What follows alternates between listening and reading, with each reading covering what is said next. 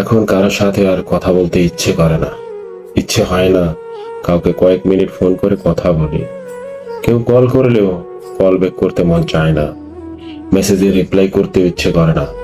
যাদের সঙ্গে কথা না বললেই নয়, তাদের সঙ্গে দু একটু কথা বললেও সব বিষয় নিয়ে আর কথা বলা হয় না, ইচ্ছেও জাগে না।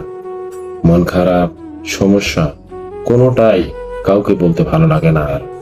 এসবের জন্য আমি দুঃখিত। শুধু ভালো লাগে সারাদিন নিজের মতো থাকতে। ব্যস্ত থাকি বা না থাকি, তবু নিজের সঙ্গটাই মাত্রাতিরিক্ত প্রিয় হয়ে উঠেছে।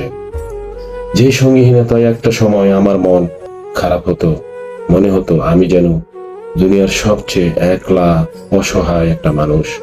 সেই খারাপ লাগাও, সেই একাকিত্ব আজ যেন সব থেকে বেশি প্রিয় হয়ে উঠেছে।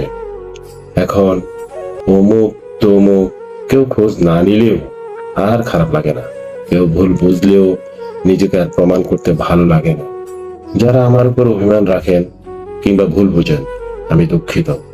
আমি নিজের ইচ্ছের বিরুদ্ধে কারো সাথে কথা বা সম্পর্ক কোনোটাই আপাতত রাখতে পারছি না। আর যারা আমাকে চেনেন, বুঝেন, আমার মানসিক অবস্থা দু একটু কথা বলাতেই বুঝে ফেলেন, নিজেদের বাউন্ডারি এবং প্রাইভেসি দুটোই বোঝেন, তাদের প্রতি আমার কৃতজ্ঞতা।